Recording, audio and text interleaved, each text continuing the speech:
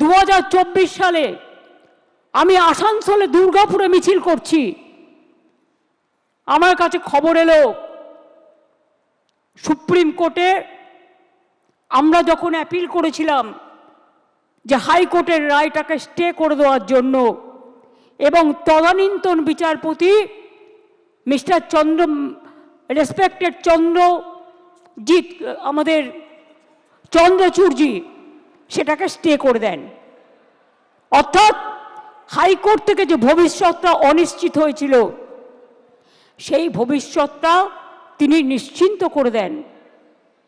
তারপর আবার দেখলাম আরেকজন বিচারপতি এলেন, একজন প্রধান বিচারপতির একটা রায়কে আর একজন প্রধান বিচারপতি সম্পূর্ণভাবে যোগ্য অযোগ্য না দেখে বাতিল করে দিলেন।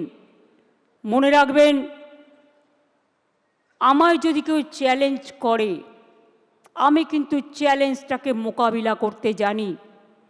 আমি কোর্টকে বলছি না, এটা কোর্টের দোষ নয়, দোষ তো সেই মুখ আর মুখোশদের যারা আপনাদের নিয়ে খেলা করেছে। বাট আমি একটা কথা বলতে চাই, আমি বেঁচে থাকাকালীন যোগ্য প্রার্থীদের কারো চাকরি কেড়ে নিতে দেব না। It is my commitment.